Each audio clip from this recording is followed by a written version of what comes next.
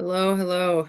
It Uh, is Monday. It's Magic Monday, and we are reading Wayne Dyer's Real Magic book, and we are on the list of things to become a spiritual being. And this is our last topic, probably. We've had maybe 4 episodes already on how to become a more spiritual being. So the first one today is in Is order it working? I don't know. Can I say that my spiritual baseline was so high when we started that it's hard to go higher? I'm a religion teacher, basically. No, you're not supposed to say you're enlightened or anything like that. But I am like a spiritual teacher, so I am really spiritual. But he does say on this next page, be enlightened. So Yeah, but don't anyway, talk about it and yeah. don't say you are. All right. Well, we'll, Are we'll get to are that you page in a becoming more minute. spiritual?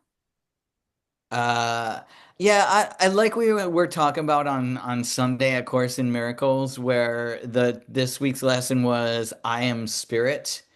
Like being spirit, yeah, like am I spirit? Yeah, absolutely 100%. Am I spiritual? I guess so because that is like in being spirit like. So I guess of course I'm spiritual if I am spirit.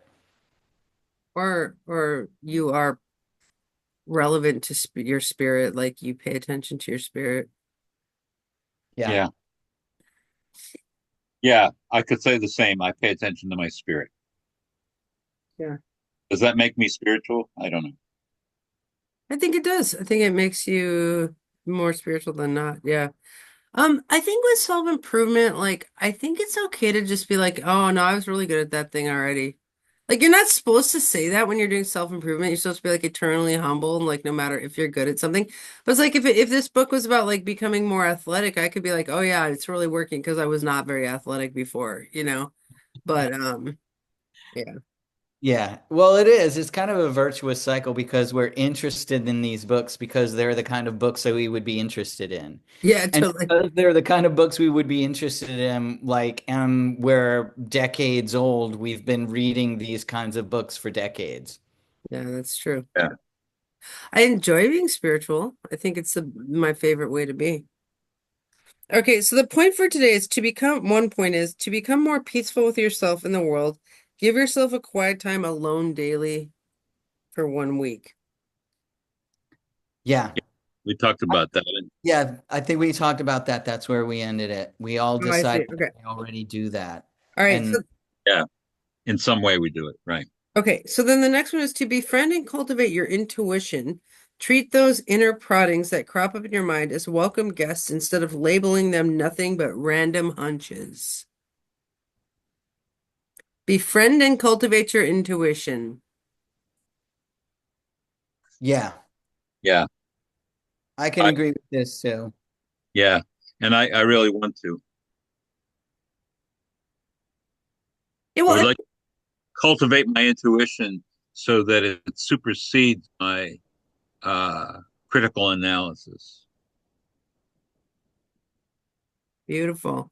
Yeah, because the only thing that makes people not have intuition is when they basically like talk it away with a logical narrative, like, oh, that was just coincidence, or kind of thing. So Yeah, last night we went to this paranormal circus on a Sunday night, and it was so good. And there was I like the picture. yeah, totally. And Shane's ex-wife's sister was going. And so it's this big, huge circus event. It's huge. And we're sitting in the parking lot. We're parked. And who pulls up and parks next to us other than her sister? Like there's like hundreds of cars in the parking lot, and she parks right next to us. She What are had no the odds? idea. And like a lot of people who are logical would be like, that is coincidence. What a coincidence, you know? But like Shane and I being magical, spiritual people are like, oh my God, it's just like so magical. It's so magical how the universe set that up, or what, you know what I'm saying? It's like that's Right? the kind of thing that you could talk away into a coincidence, or you can be like, wow, that was magical. Yeah, yeah. I mean, it's worth a discussion about what coincidence is at some point. Maybe not now, but what is coincidence? Coincidence astounds people, and it makes people think that it's something almost supernatural, but it might be. Yeah, I'm looking it up. Well, Define. I think coincidence is also your mind noticing things. Because if you didn't notice things, you wouldn't think it was a coincidence. Like, if you didn't notice that was her and she parked there and then got out of her car and went in and you never saw her, then you wouldn't be susceptible to coincidences. You have to like be awake and aware in the environment in which you are in order for coincidences to be recognized. And it's your brain that's making them into patterns. Interesting. So it says a coincidence is a remarkable concurrence of events or circumstances without apparent causal connection, or correspondences in nature or in time of occurrence. So there was like a concurrence of events, which is we parked one place and then she parked next to us. So that was a concurrence of events. Um, I think you're right though. It comes from a noticing of a concurrence of events. Like, and part of schizophrenia is like to make too many connections, like everything's concurrent when it's not really, you're like I was tripping on my dad coming to visit, and then I was like, had this ticker tape of my dad's voice going through my head, and then I went out and drove behind a car with a dad license plate, and I was like, oh man, the car was sent to me. It's like that's like a tripping on a concurrence of events as if it was like it's too much. It gives too much weight to the concurrence of events. Um, but how does intuition deal with coincidence? I guess they're different. Intuition can lead to concurrence of events. Yeah, Yeah, I think if the events weren't there and your brain didn't latch on to the pattern between them, there wouldn't be any coincidence. And there wouldn't be anything that you thought was like something that you had to consider whether that was your intuition or not, you know? Because it would have just been one of the many thoughts in your head that came in and went out. Now I'm going to look up the definition for intuition. I mean, how do you guys use an intuition? Intuition. To define intuition, the ability to understand something immediately without the need for conscious reasoning.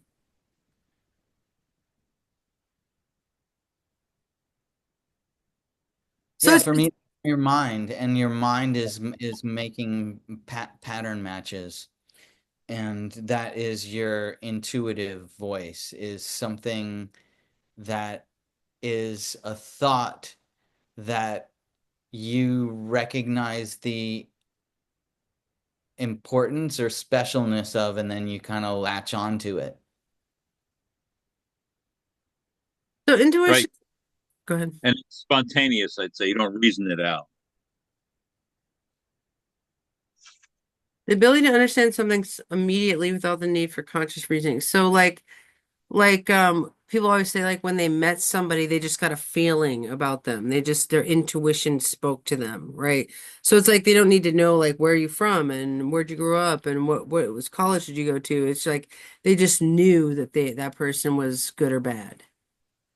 Right. Or that person that they could understand or be close to, or, yeah. And the other ingredient in this, I would say, is that you have to trust that when that happens.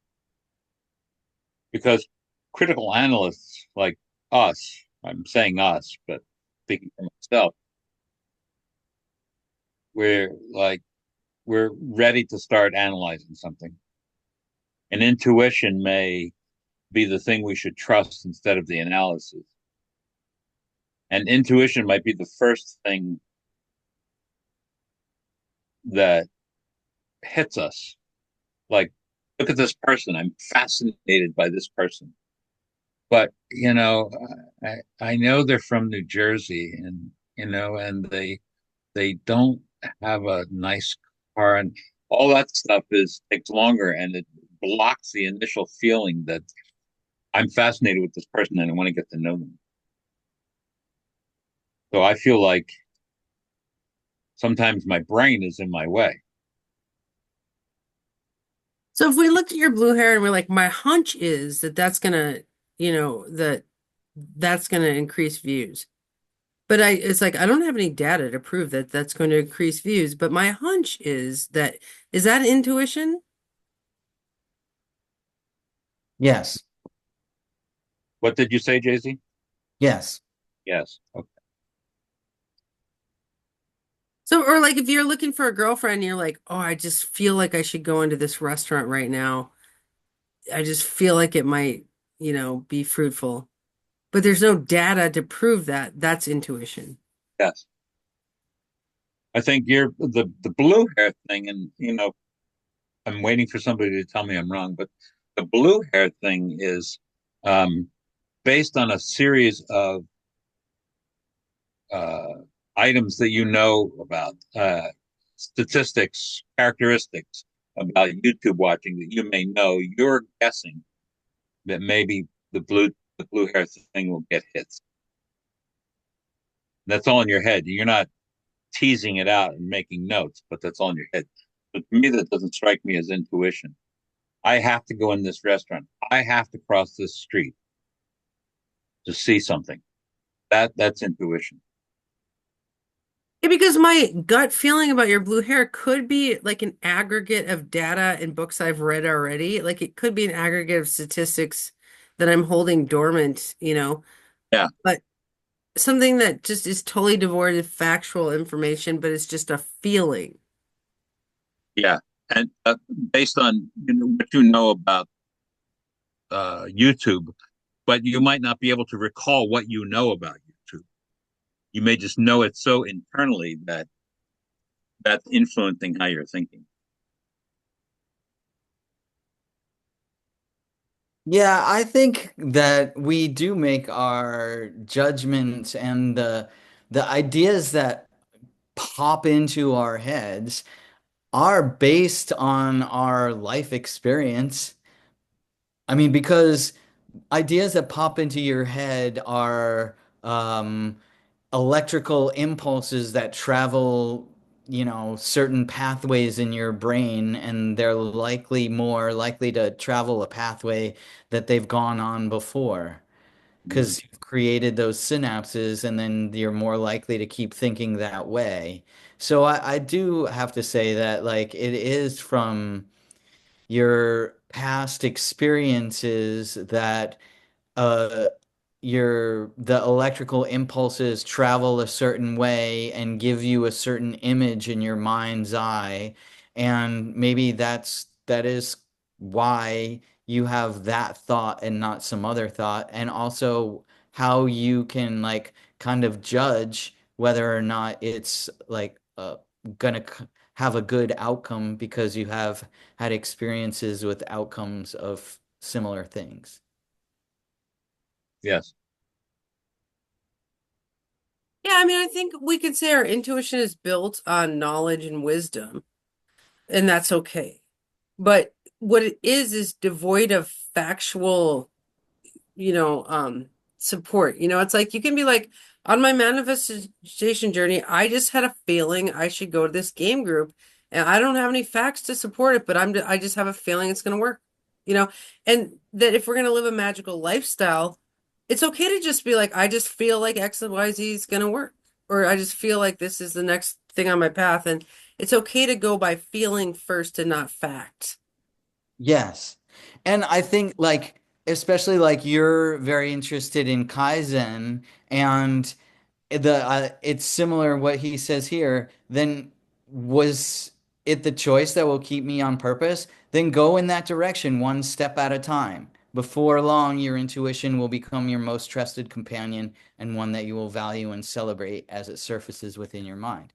So It is. It's in the spirit of Kaizen, right? Like a small idea pops in your head and you're like, whoa, I got the intuition to do that. And you try it, you test it. And then it is like you were saying before, it's the Deming cycle of like plan, do, think, act, or whatever it is. Like that you actually, this like tiny little spark came and you're like, okay, I'm gonna implement that and then I'm gonna see, did that make things better or not? And then if it did, you do the next cycle. And if it didn't, you incorporate that data and you do the next cycle. And then you use your intuition muscle and you get stronger and stronger at Do you think intuition. it's okay to test your intuition against reality? Yes. And the only way you can test it is by going with it. Interesting. Right. Right. The empirical evidence would be that what you followed in intuition worked. So I have to cross the street because there's going to be a kid that comes out of that door, and I have to save them from running in the street after a ball or out of that alley. So you do that and it works, and you see a kid and you grab the ball and the kid doesn't run in the street. So several times of that will get you to trust your intuition more. So I want to talk a little bit about poetic text versus linear text. So, like in sign language interpreting, we learn about poetic text, which is texts that don't really have one clear interpretation. They have like multiple interpretations, like um green field aggregate. I'm trying to think of a poetic text, like you say something really weird, a poem has like, or like rap songs. There'll be one sentence in a rap song and you can be signed like 13 different ways, you know? That's a poetic text, whereas linear text is like produces one picture in the mind. Like I'm going to order a pizza. Like yeah, your pizza might have mushrooms on it, mine might have olives on it, but we all conjure an image of a pizza, which is like a linear text. And there's usually one interpretation for that. Um, I think intuitive texts are very important because of the poetry advantage. Okay, so like a psychic gives you a poetic text about your life. They're like, my intuition is that this thing is going on here, and like this, and now I see a weird wolf coming through, a totem animal wolf, and and there's all these pictures and things that don't have any empirical evidence. It's just a psychic talking kind of out of their ass. I mean, not to be rude, but it's like it's not like I was just at this psychic fair and I was listening to all the psychics talking. And I was like, wow, they don't base anything on data. Like as an astrologer, I'm basing everything on this data of this chart, and they're just like pulling from the air. And I was like, God, that's kind of annoying. But I have to remember that the usefulness of the psychic text is that it's poetic and the person gets to like test it for reality. Like that is part of what's beautiful about it is they get to be like, no, yes, no, yeah. Like so I don't know. There's something about like using the intuition muscle instead of the rational data muscle that's kind of allows for some poetry and magic to life. It allows this story to take some weird twists and turns. Yeah, I, I definitely, I think, listening to you, think that intuition is poetic. Like if you pull a tarot card on a situation, right? Like let's say you're like looking at a situation data in a data heavy way, like, well, research shows that I shouldn't do this. I shouldn't talk to my baby daddy or whatever. And you're like, well, what's the tarot deck say about it though? And then you just like pull a tarot card, which is just not rational at all. It's just some card randomly chosen. Like it adds a layer of poetry to the situation, which is kind of magical. Yeah, Yeah.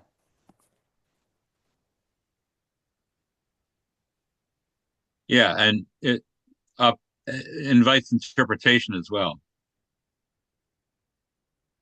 Yeah. I think intuition invites interpretation.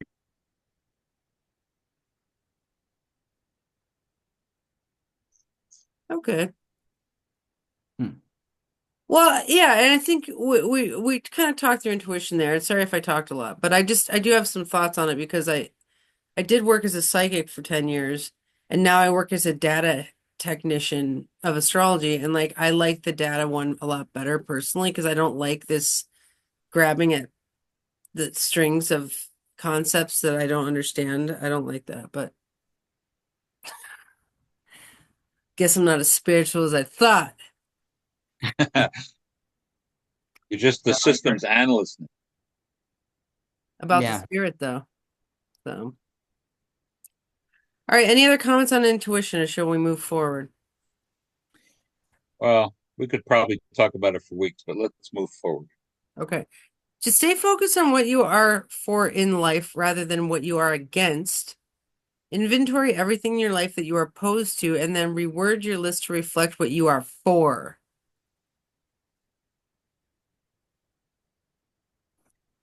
Yeah, I have to say that I have this situation often, like it comes up at work, right? So it's because I'm a team lead and I have people that report into me, and then so I find it better to be encouraging towards the team on like things that they're good at and them being good at things. Like the example is like, if I have somebody that like isn't very productive at all, and if I harp on like that they're not I'm like kind of in a situation here. I'm trying to decide what to do about it because as their manager, like, everybody needs to be productive.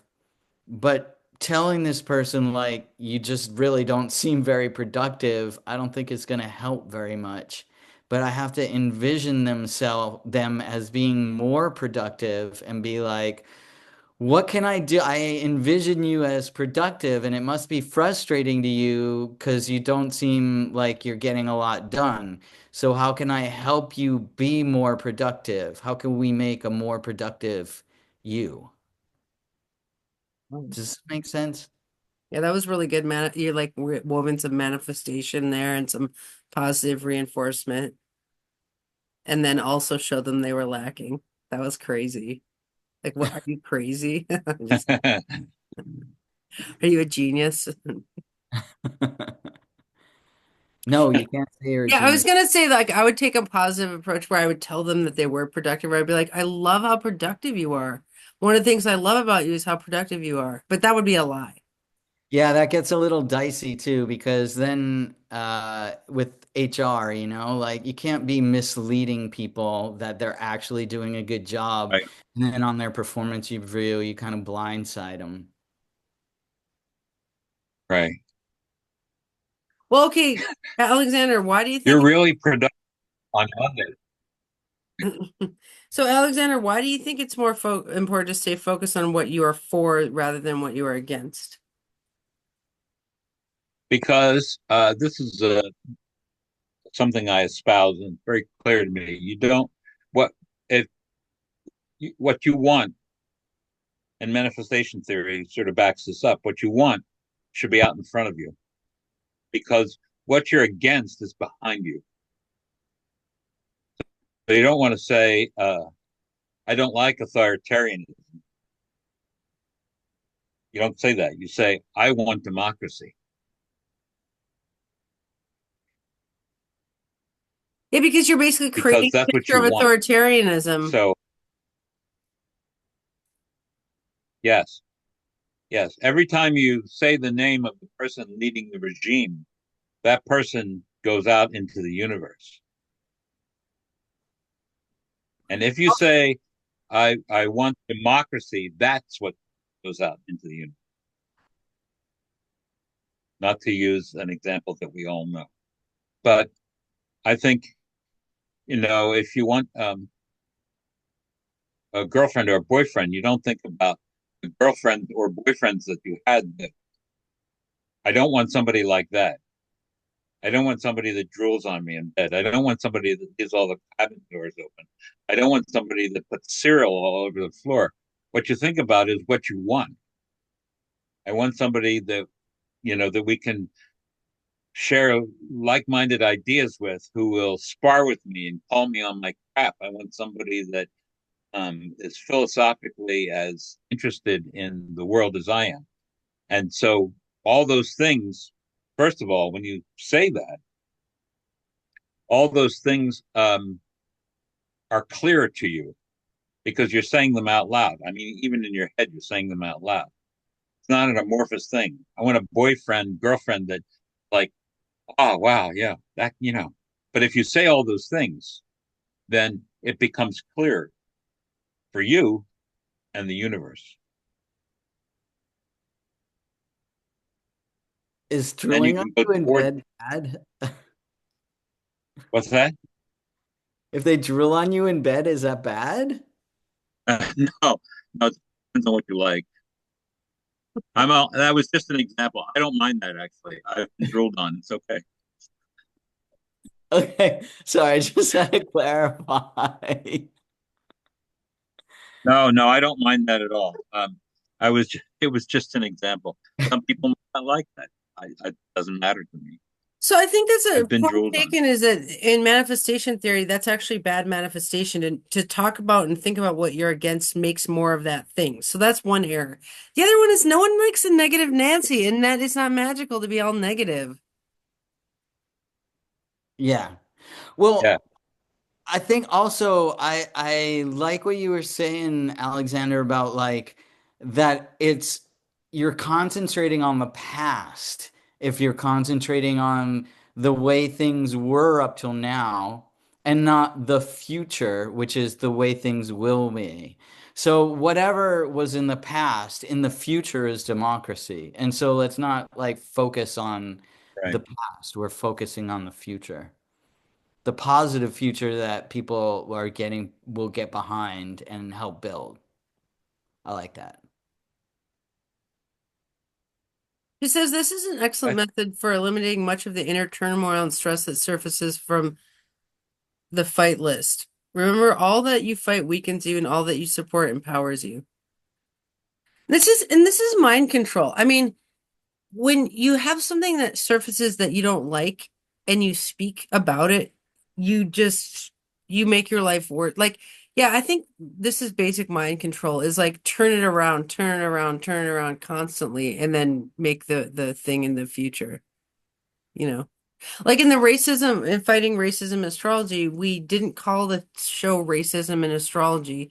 We called it intersections of race in astrology to move forward out of racism.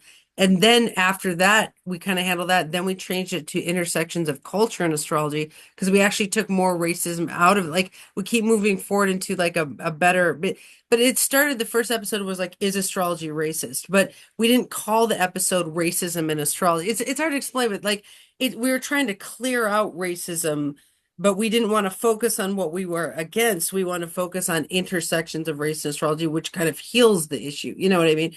So I think this is a very nuanced thing to do because you don't want to be a Pollyanna and ignore negative issues. That's actually something called spiritual bypass, which we talk about, and that's actually that's like toxic positivity where you're like don't look at racism. You're like, no, racism doesn't exist, like no, that would be an error, I think. Portland. So we're not racist. People in Portland, we're not racist. Yeah. Wrong. Yeah. Well, okay. Okay, the next one is develop a loving, empowering attitude towards yourself. Restate everything you dislike about who you are into positive, affirmative ways.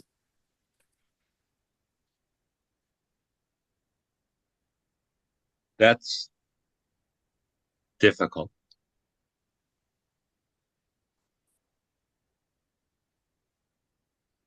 So, what's it look like to restate something you dislike about yourself in a positive way? Does anyone of you have an example of something you dislike about yourself?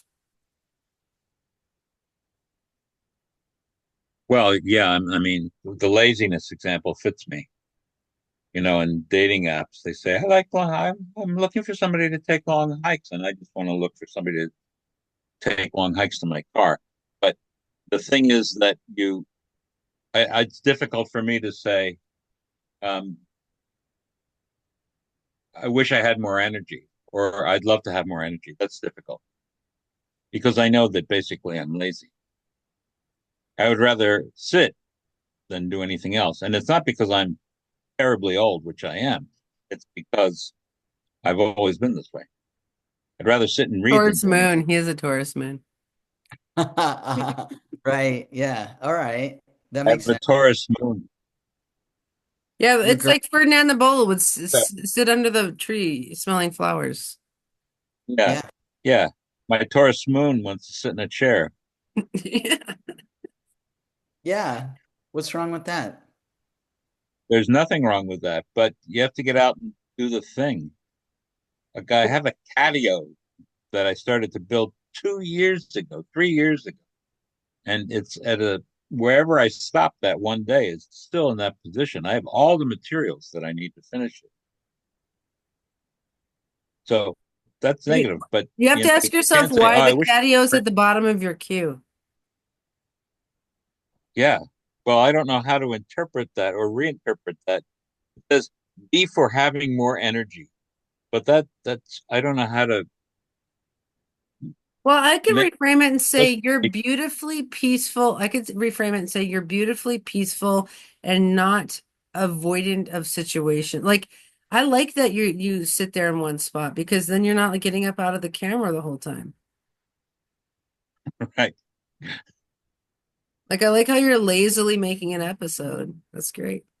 Lazy, Well, okay. So lazy suppose what would inspire you to finish the patio project? Like if you were having someone over and they were we like fall in love with you if you had a patio, like and you wanted to have serve them brunch on the patio or something it's like it doesn't seem like it's not that you're lazy. It's like Andy was saying, like you have other things that are more important. And if finishing your patio became the most important thing because, someone was flying in from out of town and they all they wanted for their Make-A-Wish Foundation was to have a brunch on your patio, you would summon it up and do it. Like you're not incapable and no, you don't have to. no. So it's not a patio, it's a catio. It's for the cat to go Yeah, like if outside. some chick online that you thought was hot was like, I love guys with catios, you'd be building Yeah. that catio like I, nobody's I business. already have two incentives. The first is that the cat would like it if I put the roof on and they could go out in the rain. The second is that my kids would love to help me with it. But one of them I can't prime away from Xbox. So that's an issue too. But if I said I'm going out and work on the patio, I think that either one of them would say, "Can I come?" You got to put your catio on your schedule. You literally got to put it on your Google Cal. Anyway, this isn't our point isn't to fix your catio problem. But okay, so I'll give you an example of this one. Okay, which is to reframe. This is a lesson in reframing. So in AA, there's Yeah. a step where you look at your defects of character and then you ask God to humbly remove your defects of character. Well, it's really interesting when you make a list of your defects of character and you look at all of them in a positive sense. For example, hoarding of money, defective character. Great at saving money, positive way of looking at it. Um, Codependent, negative. Positive, loves people. You know what I mean? So you can actually reframe every negative into a positive if you want. It's just a language thing you're saying. It can be, or it's like a perception thing. Like I've learned this, like when people tell me like I overtalk, I'm like, for years I would be like, oh no, I overtalked. But then one day I realized, wait a second, you're undertalk. Like I was like, I perfectly talk and you're undertalk. Like you can actually flip it around. Like some like is I don't know, like or it's hard to explain, but anything that's a negative, like over talking, negative, great conversationalist, positive. The same trait, but it's how you perceive that trait. Like lazy is the negativistic way of saying peaceful or satiated. We're relaxed. I would say I'm relaxed, Yeah. And one of the or gifts I of seem Taurus is to relaxed. be very peaceful. Yeah. I don't know. What do you think about this one, One of Steve? the, I'm having internet issues. Am I freezing on your end? No. Okay, so it's just me. Okay, so say that again. one of the something somethings? Oh, Taurus can be very peaceful. It's one of the most peaceful signs. Or Here, I'll show you the Taurus room so you can feel what I'm talking about. Okay, this is the Taurus room. See how peaceful that it looks? it is peaceful. That's That's a great. lazy ass room. No, I'm just kidding. You lazy ass Taurus, get over here. I like that room. I like that you have rooms. I didn't know you had rooms. Okay, well, Jay-Z, what do you think about reframing? You're an expert at reframing. Yeah, I agree with everything you said. I'm also still back at the like didn't realize it was a catio and you were serving your cat brunch in it after you finished. Yeah, But uh yeah. that's because I mumble. Sorry, it's another one of my Oh, failings. Good oh puss, no, there's Andre. another one. Maybe it's that you have like a nice calm voice that's not like grating or piercing. No, it's not anymore. It's great. Yeah. It seems like you, Jay-Z, play with language. I think both of you do play with language what to get to what you actually want to say. Hmm. I just think everything negative can be reframed in a positive light if you want to. Yeah, Like you're a type B personality that's beautifully relaxed, you know? I am. All right, I'll buy that. I mean, one of the things that this is overly simplified, but um, talking to kids when they were young, I realized, and this is not just me, it's common knowledge. If you say don't throw your uncle off the roof, they're going to hear uncle off the roof. So what you have to do is say, help your uncle stay on the roof. But you can't say don't do anything. And let's not do that. Let's do this is what you want to say. So that for the last 16 years, it's been teaching me how to say what I want or what I want them to want instead of don't do this. Don't leave this here. Instead of saying, don't leave that on your desk. It's like, could you put that in the sink, please? Well, Daisy, let's try one that's real for you. Okay, so in your divorce, can I say that you were called a bad communicator? Yeah. Which, for one, is like so untrue because you're like an That epic is so asshole. weird. That is I so wrong. never Okay, say that. but how could you reframe bad communicator to stay focused on what you are? No, to Make it positive. yeah. How can you there's no way to make that positive. Well, I think part of it was that I don't speak up unless I have something to say. And I consider my words carefully before I speak them because I want them to convey what I actually mean.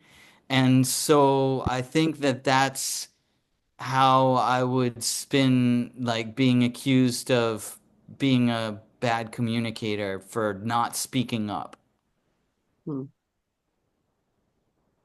okay. Yeah, I think I speak thoughtfully, something Yeah. like that, right? Yeah. And I think part of this could be refuting critique. Like I just read a book on toxic people, and one of the sections was what to do with a critique, and there's like 15 things to do with a critique, and one is consider who's critiquing you, decide if you agree with the critique. Like instead of agreeing with every critique about yourself, reframe every critique and to decide that you're going to manifest the opposite of that critique. Like if someone calls you a bad communicator, you're like, oh, that's it. I'm like the best communicator that ever lived.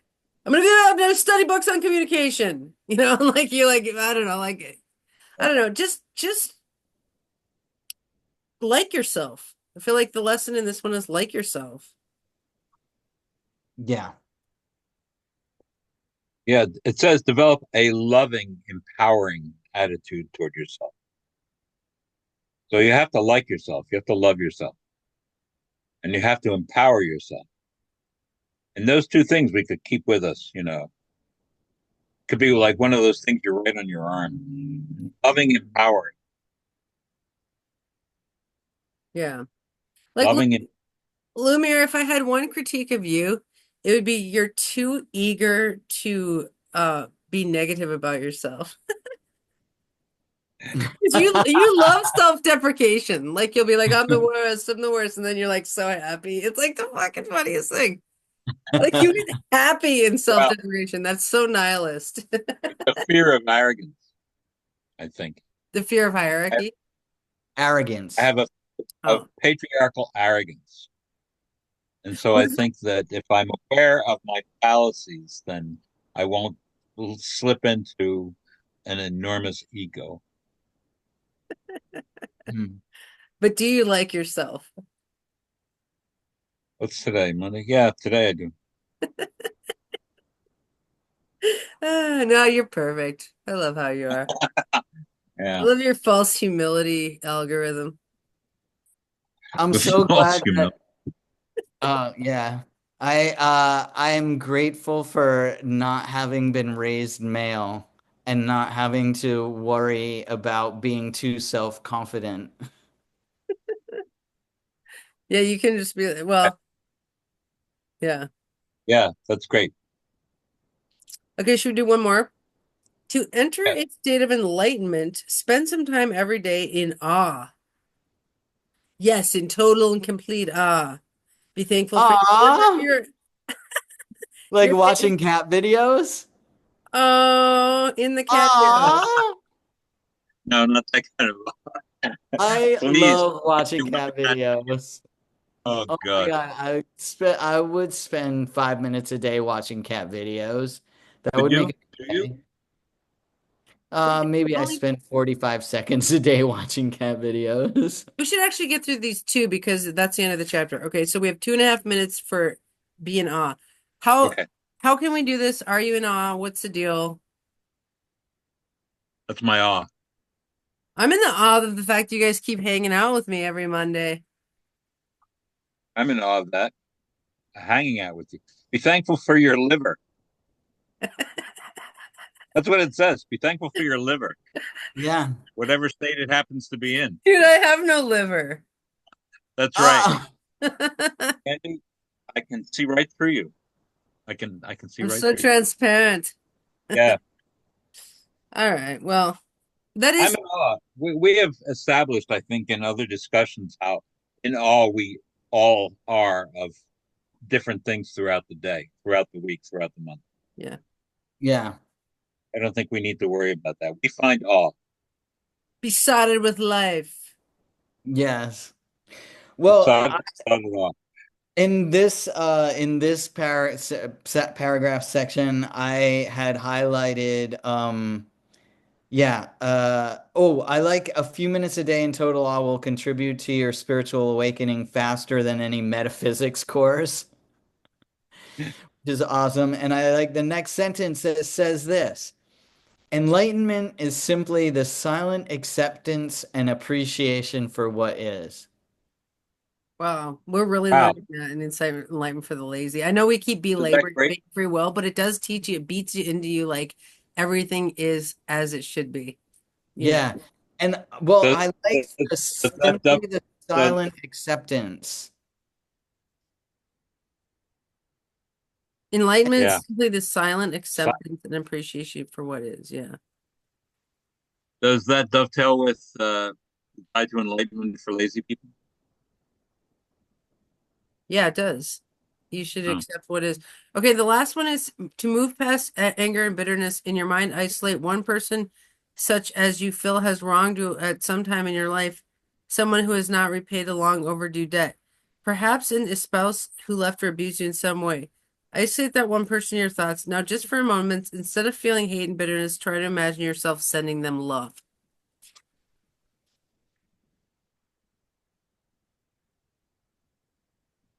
I have tried that. I don't actually have anybody in that debt column. I don't think that way. So I don't have anybody in that debt column. But I've tried that. Yeah, And this I is don't know that I can do it. This is a crucial part of AA and recovery is like clearing resentments. Like there's a whole step where you write down your resentments and then figure out your part in the resentment. Like what did you contribute to that situation? And then you make amends and forgiveness and stuff like that. And so I do think finding a higher power or God or spiritual life has a lot to do with clearing resentments constantly. It also is related to Course of Miracles discussion of forgiveness. Forgiveness is heavy in the Course of Miracles. So Yeah. this seems to me similar. Yeah. Forgiveness will keep you clean enough to notice the spiritual things in life and to be in awe. I forgive you guys for under talking. Forgive you for over talking. I'm like you, Lemire. I don't have anybody in that category. I mean, anybody that's ever done anything bad to me, like they were just on brand. I mean, they were just, and like I just don't want to deal with them anymore in life. And Right. that, you know, My therapist says that I am so busy trying to see other people's point of view that I give them a free pass sometimes. But I do see other people's point of view. I can't help it. I don't have any exes. I don't hold grudges. I mean, I do not want to have that in my heart. yeah. No. See, now I'm under talking. See that? That Yeah. was, What about you, Andy? I'm busy under talking. I don't You know. have a, do you have a list of people you're forgiving There's or one person I have a minor resentment against right now, but I'm working on forgiveness. I'm reading a book on forgiveness. are you? Yeah. Which book? It's just called Forgiveness. But the book is really talking about what we learn in Course in Miracles, that you have to reconcile with boundaries. Like once you forgive, you clear the moat between you and the person, but you have to come back with boundaries. And so that's kind of what we learned. And yeah, I think forgiveness is a big part of being spiritual.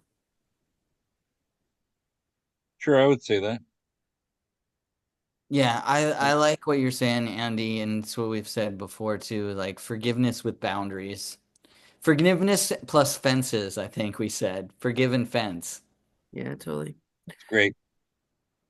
All right, you guys. Well, I love you so much, and we got through the spiritual Good. chapter. All right, Good. nice. Next time we'll talk about creating a miracle mindset. Mindset. Is this the one you had a problem with, Jay-Z? Or is that another chapter? No, it was the very first chapter, but First chapter. Okay. I'm over my problem. I couldn't remember. You forgave the first Or chapter? maybe it was the in introduction. Yeah, I forgave him for not being scientific at all. He was writing with his intuition.